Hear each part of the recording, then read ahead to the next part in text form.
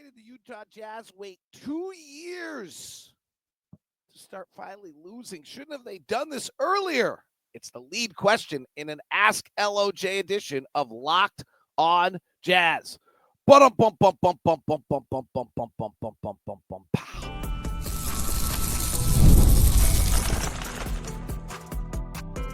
You are Locked on Jazz, your daily podcast on the Utah Jazz. Part of the Locked on Podcast Network. Your team every day.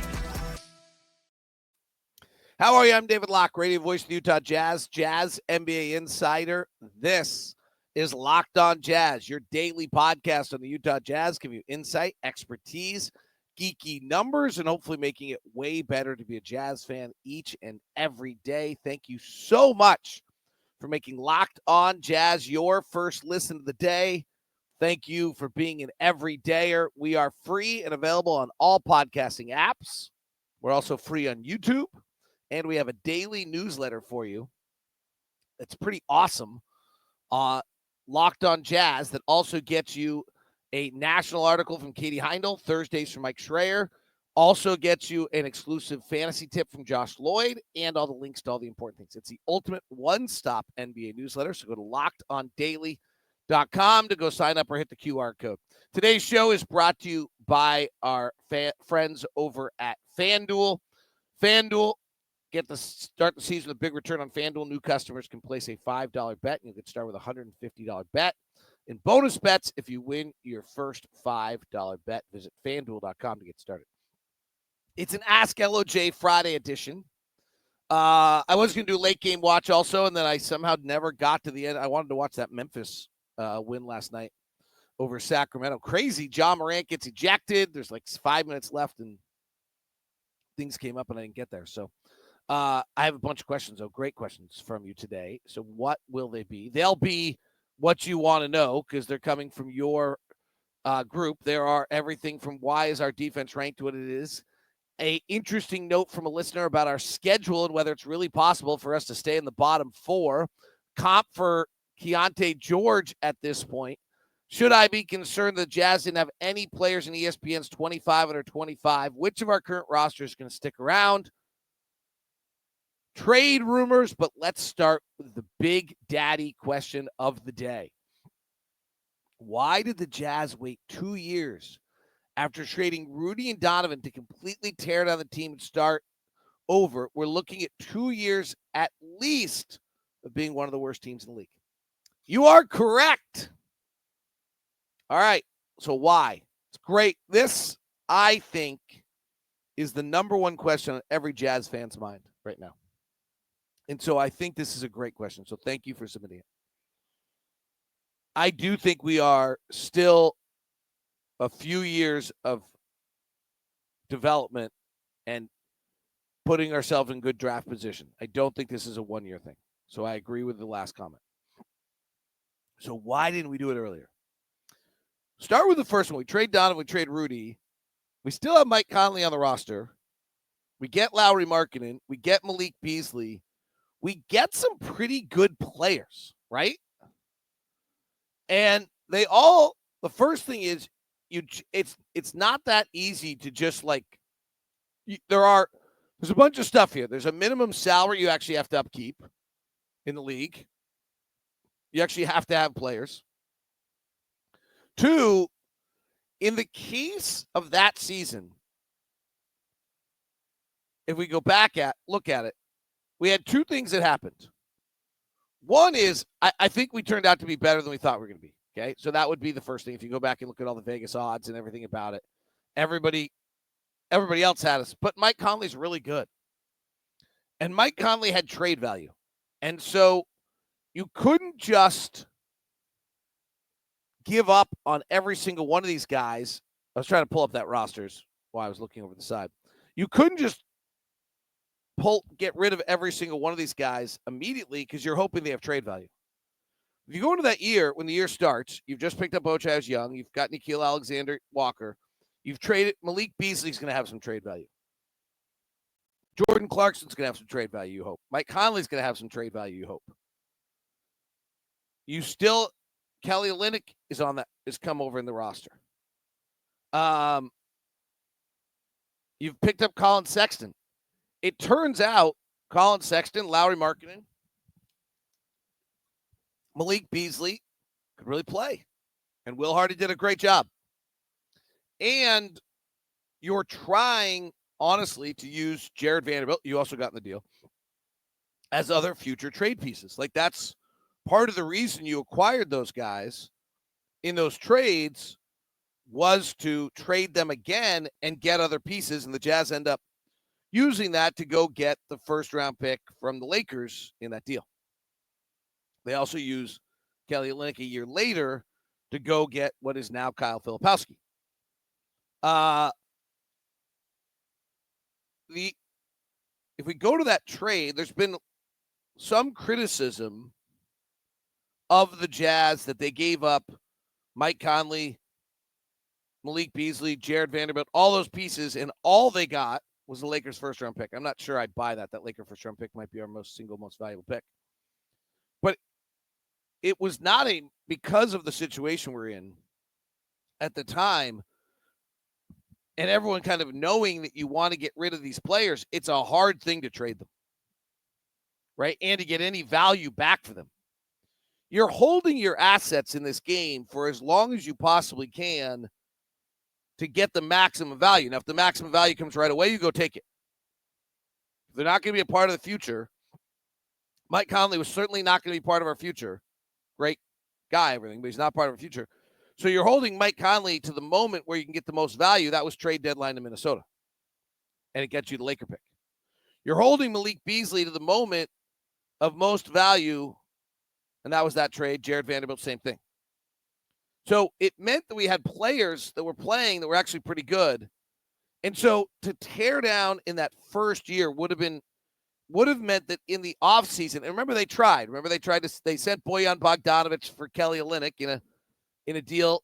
And then if you remember also, they tried to send Mike Conley, Bojan Bogdanovic to the Lakers for like 3 first and take Russell Westbrook for like 3 first-round draft picks. And that deal doesn't happen.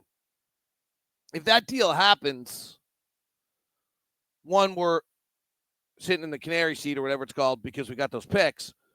But 2, we would have then been much worse right away. But it kind of takes 2 to tango, right? So, like, had the Lakers played along and you're moving Bojan Bogdanovic and Mike Conley and you're getting like 2 or 3 first-round picks from the Lakers for Russell Westbrook, that's pretty good. Now, I think if I remember correctly, the Jazz were holding out for 2 or 3 first-round picks. We could have a discussion. Should have the Jazz just moved it, taken the not very good deal of 1 just to get rid of those players? And then we would have been bad that year. In regards to last year, I don't know how much calculus this went into it, but you really did not want the top 5 pick last year. Like, we'll see what happens with these guys. If Stephen Castle can turn out to shoot, or if Ron Holland can turn out to shoot, or if Zachary Ricochet becomes any good.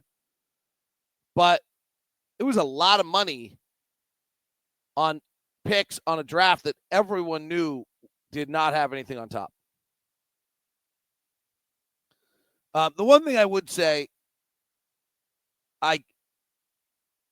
on the last argument, I think you guys could have an interesting debate about, should have the Jazz traded Mike Conley, Bojan Bogdanovic for a bag of balls so they could have had a shot for Victor Wembanyama? That's an interesting discussion. The Jazz were maximizing each asset along the way for that 12% chance for Victor Wembanyama should have you done it. Could have ended up with Scoot Henderson, who we'll see tonight, who's been right? Like, so I think you're better off maximizing your assets, trying to get the most you can for them. So in regards to the question, why did the Jazz wait 2 years after trading Rudy and Donovan to completely tear down and start over? I think, 1, you're maximizing your assets along the way, and we were actually because you just traded Rudy and Donovan, you got a bunch of stuff for them. We actually had a bunch of really good players. The second year, I do think there was some level of like, there's not a great urgency to it. And also, I thought Will just did a great job last year.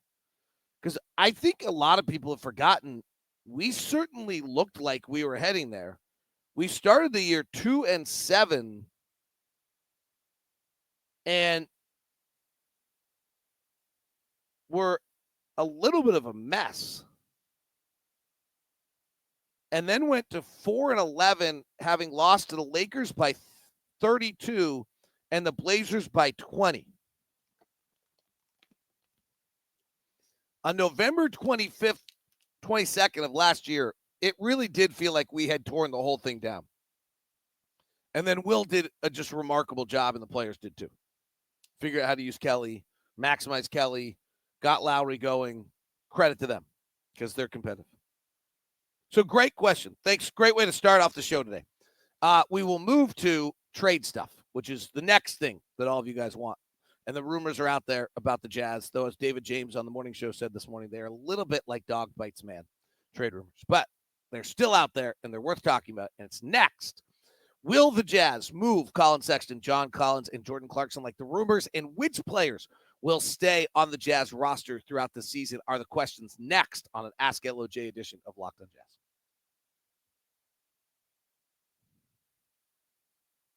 The Friday edition of Locked on Jazz is brought to you by Murdoch Hyundai.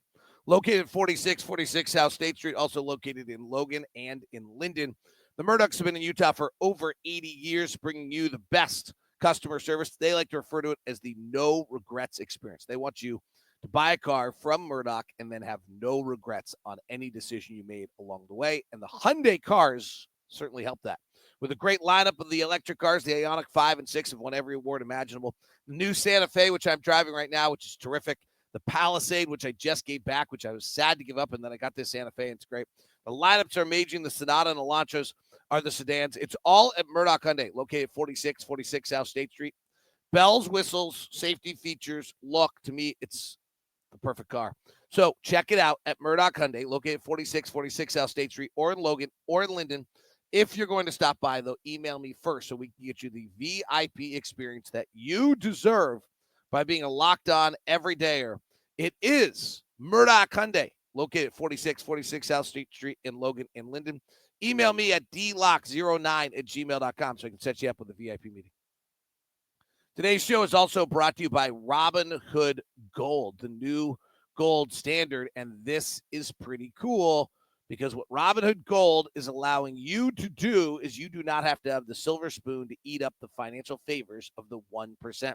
Robinhood Gold allows you to get rates and perks usually reserved for high society. Now the resourceful individual with Robinhood Gold can earn a very liberal rate of 4.25 APY on uninvested cash and be rewarded with a handsome 3% retirement boost on IRA account contributions. Robinhood Gold provides the privileges of high net worth for any net worth. These generous benefits are now available for only $5 a month.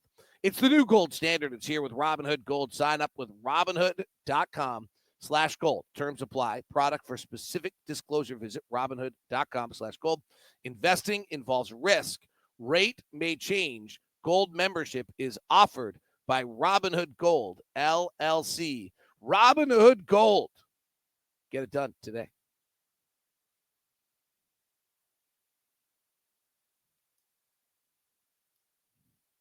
Thank you very much for making Locked on Jazz your first listen of the day. We are free and available on all podcasting apps. Yesterday, on our YouTube community and on Twitter, I threw it out there for the first time on Twitter. I don't usually ask poll questions on Twitter, or X, I guess we refer to it as. I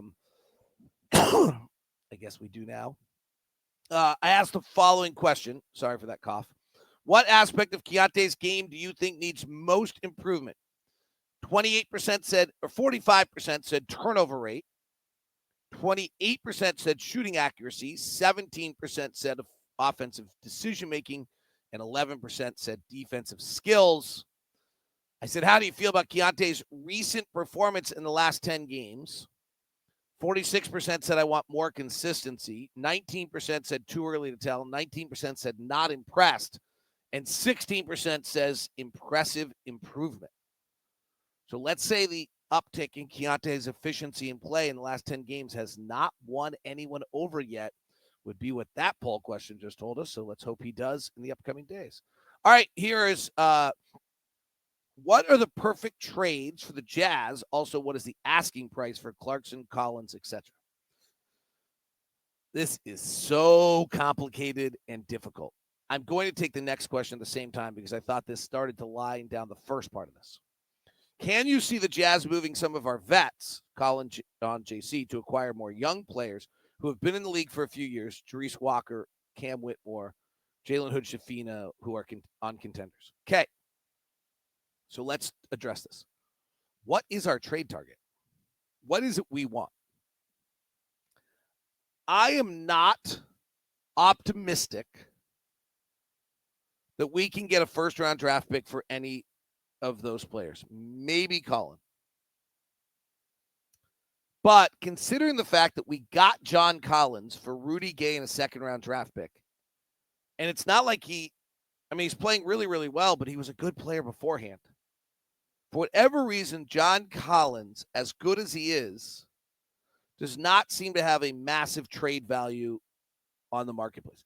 Like, I think this is really important. John Collins is really good right now. Like, really good. He plays hard, super energy, positive dude, shooting the three well. John Collins was pretty good in Atlanta and was on the trade market for seemingly 3 decades. And either because of his contract or something, which is become less egregious over time, it was hard for him to be moved. John makes $26.5 million this year, $26.5 next year, but it's a player option. So he could get out of it and probably will.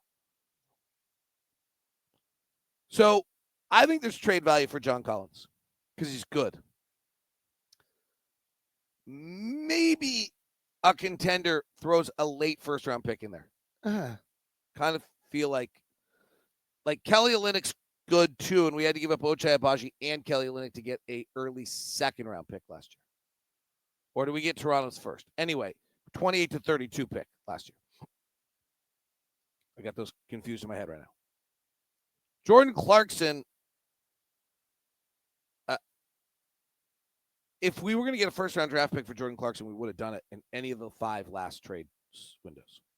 And Collins interested me. I think Collins is one of the elite scorers in the league. So, there's our trade value. Second question. So this gets to, since I don't think there's a great chance we're getting a pick. The second question is, well, what are we trying to get? And I think this question is really good.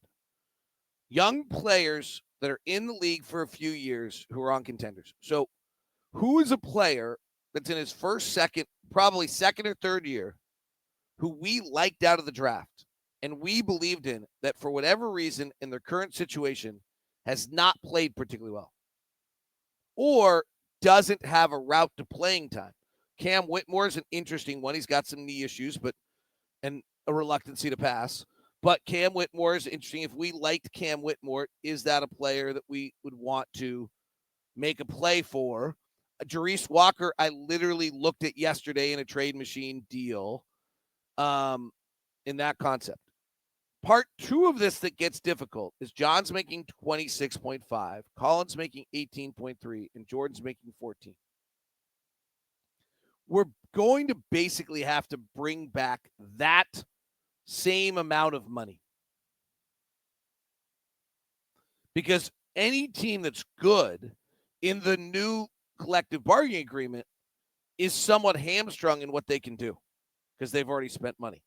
Now, Indiana has not in the case of Jeryce Walker, but it's still, none of these teams have $15 million of cap space where they can just grab someone and you can do that. So, like, if, for example, we were making a trade with Indiana,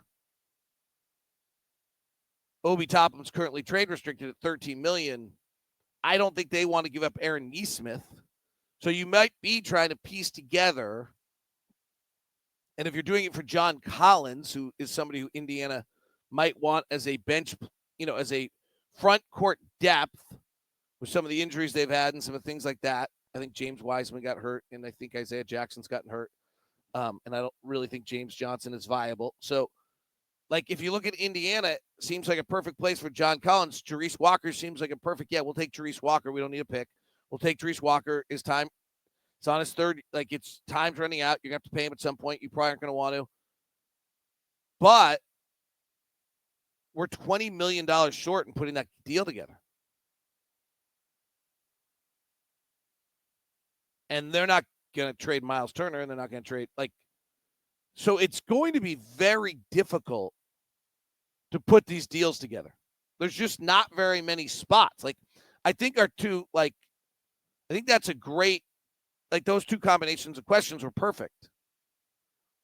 We can use Cam Whitmore. I'm not sure if the Jazz are interested in Cam Whitmore, but let's use that example of Cam Whitmore also, because it's another really good one. It's a great, I think this is exactly what we should, if we're trying to make a trade, is we should be trying to add another younger piece, because I don't think we're getting draft picks. So if we're trying to do that and we're adding Cam Whitmore, who's not making very much money, and we're trying to trade, I don't know which player Houston would want in this scenario, but Steven Adams at $12.6 million becomes their movable contract. But that's it. John's at 20. Whatever I said it was a minute ago. Right? 26, I think I said. Is that right? And this is a little bit why 26.5. So, and Houston and Indiana are the two easiest trade partners because they're not over the apron or in the tax or anything like that. I mean, the interesting one on Houston is Jalen Green. They may want to get off that deal, but he's a little restricted because of this new contract. He's just not having a very good year. And then you're beholden to that contract. But we have to pay people. We probably have. Here's the other one that gets interesting for us. We probably have another few years of this. We have to pay somebody. You might go take a Jalen Green and see if you can develop it into something. If Houston decides, oops, we really shouldn't have signed that contract because he's really shooting in the 30% again. But let's take Houston. If they take Jeff Green's $8 million and Steven Adams $12 million and Cam Whitmore's $3 million, they're at 23. Maybe we get something done. Maybe that you could piece enough pieces together there.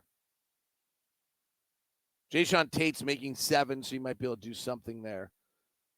I'm sure Jeff Green would be really excited to come back to Utah. And then you end up with Cam Whitmore, and they end up with John Collins, and maybe that works. That's the kind of trade that you're going to have to try to get done. That one actually is one of the rare times where I do think we've pieced together something there that gets close, right? But it's not. That's how it has to. And Houston is interesting because they have in Jeff Green and Steven Adams, they have 2 dead contracts. They have contracts that they're probably willing to move. And John Collins would be an upgrade for them in the playoffs to be able to get Steven, from what I think they have to believe Steven Adams could use at this point. And again, we, by the way, also have, I think we have like a trade exception and something else that people could throw some deals into, but you can't aggregate them. And so that's it. But that deal, by the way, would work. We'd have to waive 2 players. All right. I think that's the concept on trades. Rapid fire. But that's, I think, the answer, is us going to try to get to exactly the answer. So to answer the final trade question, do you expect all of our current vets to still be with us by the trade deadline? By the trade deadline or after the trade deadline? Yes, I think they'll all be with us by the trade deadline. And I think there's a real chance that most of them will be with us after the trade deadline. I think this is a very difficult landscape to get deals done. All right, rapid fire questions coming up next as we continue here on today's edition of Locked On Jazz. Today's show is brought to you by our friends over at FanDuel. It's the official sportsbook of Locked On, and FanDuel is the official sportsbook of the NFL. So you can get into the game with FanDuel and the NFL and the NBA with them. Get ready to tackle the action, America's #1 sportsbook, because right now new customers can bet $5 to get $150 in bonus bets if you win. The FanDuel Sportsbook gives you everything you need to place live bets on the NFL all in one place. So when you get a hunch in the middle of the game, you can check out the latest stats, view live play-by-play, and so much more on the same page where you place your bets. Visit FanDuel.com today. You'll get started with $150 in bonus bets if you win a $5 bet. That's FanDuel.com. Never waste a hunch. Make every moment more with FanDuel, the official sportsbook partner of Locked On and the NFL. Jazz Blazers tonight. What do we got? The Blazers, a 2.5-point favorite. So that means we're better, but they're at home. Golden State's a 1-point favorite against Minnesota at Golden State. And the Kings are a 5.5-point favorite in San Antonio, probably assuming Victor's not playing. They'll collapse last night by the Sacramento Kings.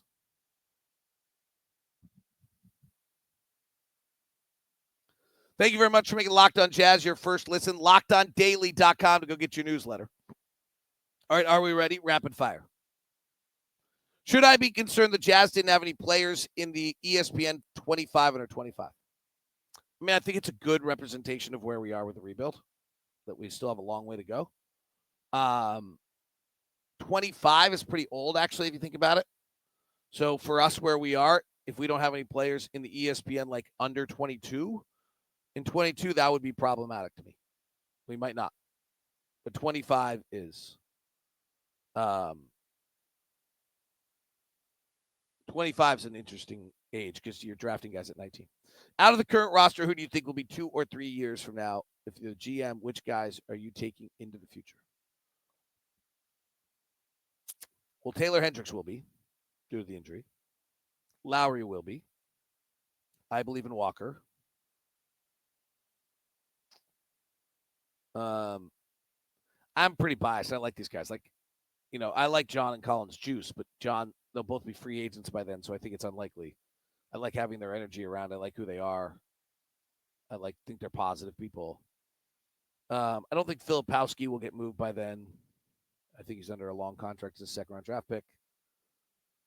At some point, we can't have all of our rookies still be on the roster and have drafted 3 more ones. So I don't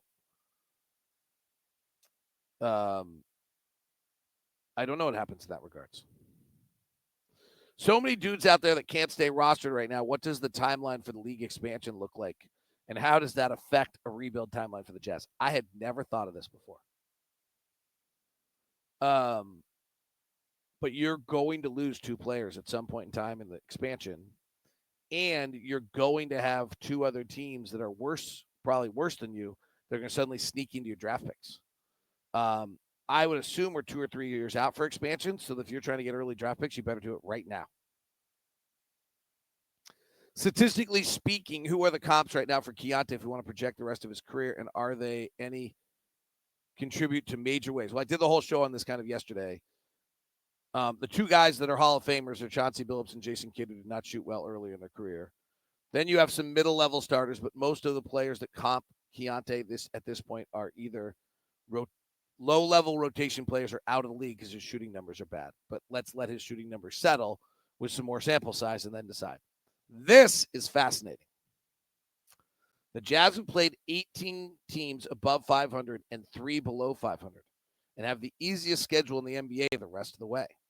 Do you think the Jazz will have to get at all creative to maintain a top 4 draft slot? I realized we'd played good teams. I just thought that was life. But you're right. We haven't really gone east and played that middle-level Eastern Conference teams yet. I think we're committed to the task. What that means, I don't entirely know, but that's a great question. How much of the league's worst defensive rating is due to our league worst turnover percentage on offense? And look at the data for recent seasons. It appears that teams last in turnover are often near the bottom in defensive rating. You are correct. Okay, bunch of things here. 1, we are allowing teams to be in transition an obscene amount. Some of that is due to live ball turnovers. Okay? Some. Not all. But some. I've done a bunch of analysis on this. But the big number here is that teams play 25% of possessions in transition against us. Portland's next, by the way, at 22 because they turned it over also. It's going to be interesting to see. Whoever doesn't turn it over tonight wins.